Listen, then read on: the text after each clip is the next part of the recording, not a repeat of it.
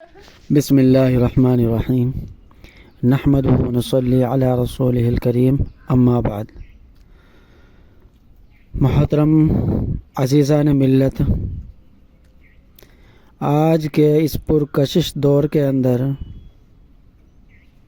ہر آدمی جو دنیا کی جد و جہد میں لگا ہوا ہے اور دنیا کمانے اور اکٹھی کرنے کے پیچھے لگا ہوا ہے، انہی کے بارے میں اللہ کے نبی نے فرمایا تھا، ایک دور ایسا آنے والا ہے کہ بکریاں چرانے والے عمارتیں بڑی بڑی بنائیں گے، اور ایک وقت ایسا آئے گا مساجدوں سے بھی اونچی عمارتیں تعمیر ہونے لگ جائیں گی، تو تباہی کا وقت ہوگا۔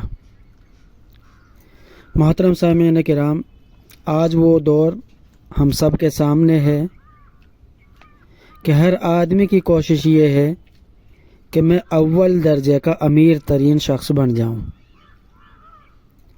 ہر آدمی ایک دوسرے کو نیچے دکھانے میں لگا ہوا ہے اور بس عزت کے اوپر حملہ آور ہو رہا ہے،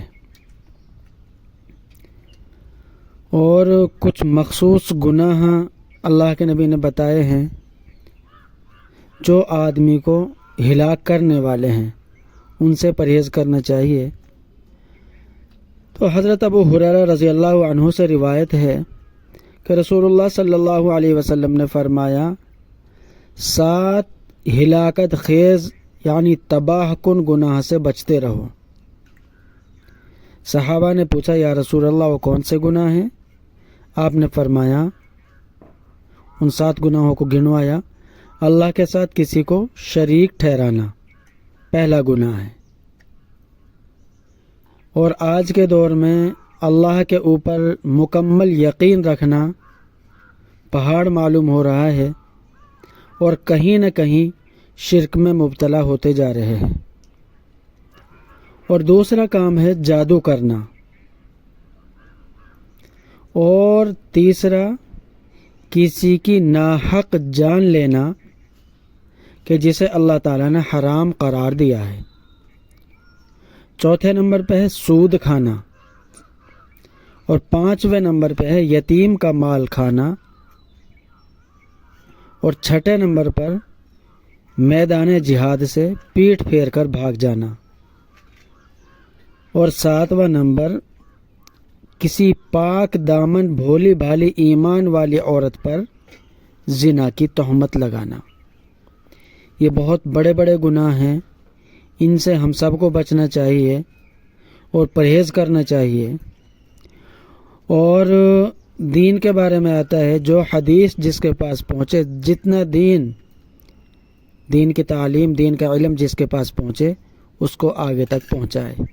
حجت الوداع کے موقع پر اللہ کے نبی نے کیا فرمایا تھا کہ میرے صحابہ، کیا میں نے تم تک دین کو پہنچا دیا ہے؟ تو صحابہ نے کیا فرمایا کہ اللہ کے نبی، آپ نے دین پہنچایا نہیں، آپ نے پورا حق ادا کر دیا ہے۔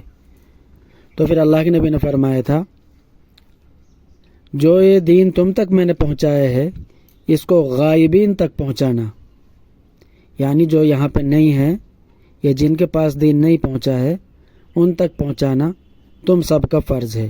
تو اس وقت صحابہ نے وعدہ لیا تھا، اور اسی وقت صحابہ جس کی سواری کا منہ جس کی سائیڈ میں تھا اسی طرف کو چل پڑے اور دین کی تبلیغ اور دعوت کے لیے نکل پڑے۔ تو محترم سامعین کرام، ہمارے پاس بھی جو کوئی دین کی بات پہنچے تو اس کو دوسروں تک پہنچانا ہم سب کا فرض ہے۔ تو اس لیے اللہ تعالیٰ مجھے بھی، آپ کو بھی دین کے اوپر خود بھی عمل کرنے کی توفیق عطا فرمائے، اور دوسروں تک دین کی دعوت و تبلیغ کرنے کی توفیق عطا فرمائے، آمین۔